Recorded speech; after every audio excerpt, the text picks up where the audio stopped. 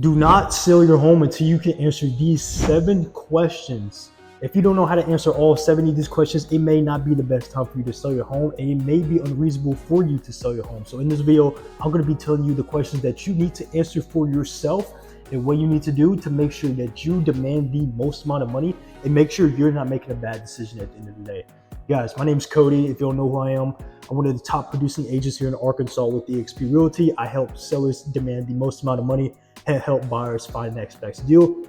And in this video, without all the homes that I've sold this year, right? And I wanted to make this quick video because a bunch of people don't realize if they're not answering these questions, then it's not really a good time for them to sell, right? Because it all depends on problem solving, motivation. When you get an offer, there's going to be objections in the way, right? And sometimes people really do question themselves of why they should sell. So number one, why am I really moving, right? This was going back to what I said earlier. What is the motivation? What is the goal behind of selling this house, right? A bunch of people want to upsize. A bunch of people want to downsize, right? What if it's something very external, right? A family member passed away. We need to pay some funeral fees, or something tragic must have happened where you have to sell your asset, right? It really depends on why are you doing this in the first place, right? Because when you do go under contract and you can't even answer the first question, which is the most important question, and you realize that, oh, I don't want to do this anymore, you're going to waste a lot of people's time, right? So if you don't have a firm motivation besides money, because most of the time people want to sell their home to get some sort of financial upside, right? Of course, they want to invest into other assets, right? But if it's something personal where you have to do it, or something life-changing where you need to sell the asset, make sure you have that locked down, because I've helped clients before where sometimes they'll be like, I'm ready to sell, but towards the end, when it's come closing day, right, they end up changing their mind, right? So make sure your motivation is on point on why you're doing this. And that brings us to question 2, how much pressure am I really under to really do this? For example, people may be under pressure. For example, if somebody's, forcing them to sell their home, or, something happened in the house where they have to downsize, or some family members are moving in, where they need to upsize, right? Like say, for example, if, like a brother or a sister is going through some stuff and, the house is getting, too occupied to where nobody has enough, breathing room, and now you have to sell the home to upsize, right? I'm talking about that type of pressure, right? It may be some different type of pressures, right? But again, whenever you are selling a home and whenever you're making big decisions like this, you need to be as logical as you can. Of course, emotions are going to be tied into it. Of course, you probably lived in the house for many years, and of course you have a lot of stories to it. But if you're going to make a big move like that, regardless if you're upsizing or downsizing, it needs to be a logical decision, and you need to make sure you're not under pressure. And what I mean by under pressure, again, is that homes that go in foreclosure, right? People can't pay their mortgages, right? And people need to sell, right? If it's not under that pressure, you need to think a lot smarter before you pull that trigger to hit the market. And then question number 3, this is the part of if you do decide to actually sell a home, and that's, who am I competing against? This is very important, especially whenever I work with my clients. And of course, I'm at the living room, I'm at the presentation, and I'm not only giving them comps, but I'm also telling them who are they competing against in the area. And I'm gonna tell you why that's super important.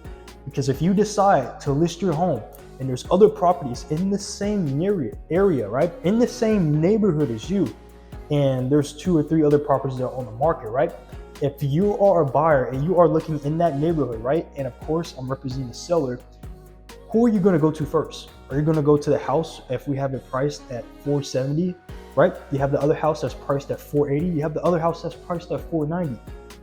Logically, you're going to go look at the house that's a bit cheaper, right? Especially if they're in the same neighborhood, right? So if you can compete against other sellers and, create a strong demand in that specific area where you can tie in to get the first buyer, and of course you got to handle objections before they head to the next house, you are more likely to get under contract before anybody else in the neighborhood does. But just to wrap up this quick point, be aware who you are competing against the area/neighborhood. And then number 4, this is going back to number 1 and number 2. Does this create hesitation for yourself?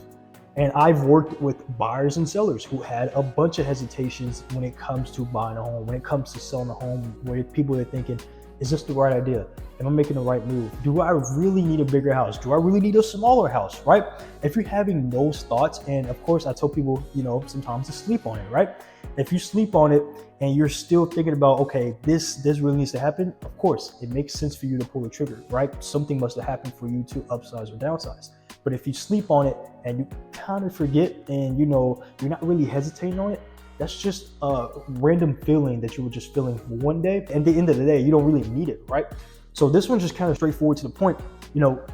If you have a lot of hesitancy on it, right, you may not be the best move for you, right? Because a logical and ready to go buyer will understand that this what needs to happen, this how I'm going to get there, and this what needs to get done. Now, before we continue, guys, if you're enjoying this video, be sure to like, subscribe, hit the share button, right?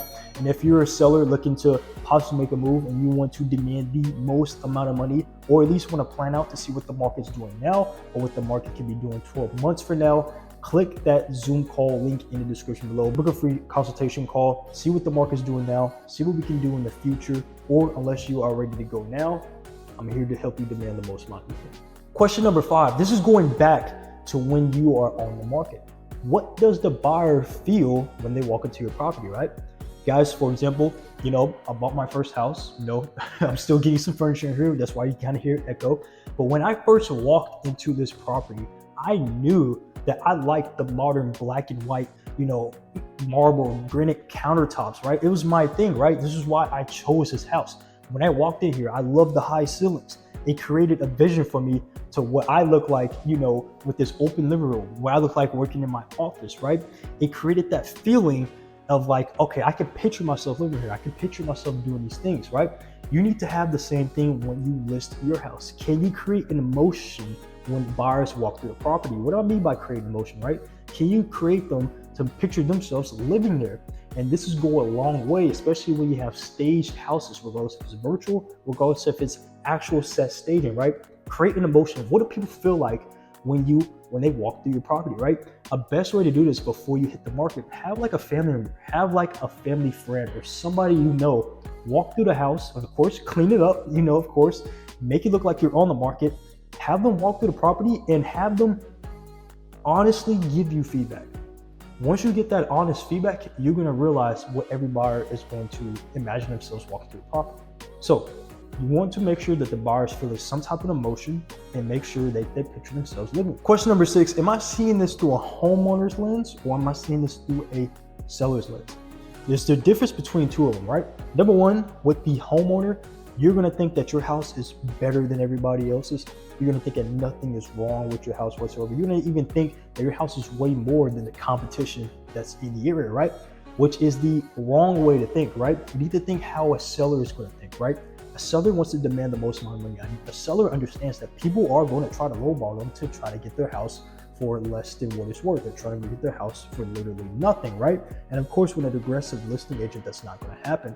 But what I mean by the difference between the two, when you think like a seller, you're going to think like a buyer as well, right? Why should a buyer choose my house, right? That goes into competition that's in the area, that goes with the amenities that it has, with the features that it has. Whenever a seller and whenever a good seller thinks, you need to think about why should a buyer choose my home versus the house that's down the street that's literally at the same price or a little bit below. How can I win this buyer when they do decide to show my home? So whenever you decide to actually sell, think like a seller and not like a homeowner. And lastly, number 7, what does success look like? What does it look like when you do close on that house and you get that lump sum of money, or you pay off that debt, or you pay off, or you upsize or downsize? What does that look like for you, right?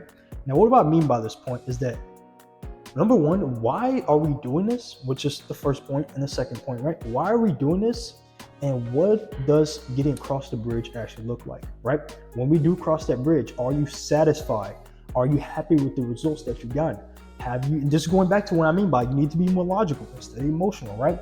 Is this a good decision at the end of the day? And is this a successful decision at the end of the day as well, right?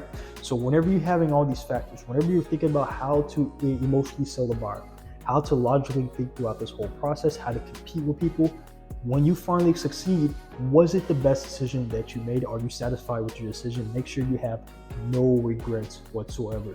Once you answer all 7 of these questions, guys, no doubt you will have the confidence to sell a home, right? Now, guys, I hope you enjoyed this quick video. These are the 7 questions that you need to have answered before you list your home. Again, guys, be sure to subscribe, hit the like button, be sure to share this video. If someone is thinking about selling their home and they're a bit hesitant, right? Guys, I hope you enjoyed this video. Again, check out all my social medias in the description below if you want more valuable content like this. Click that Zoom call link in the description if you want to see what the market's doing now versus what you can be doing 12 months from now, and you want to demand the most amount of money. Guys, I hope you enjoyed this video. I'll see you in the next one. Let's get it.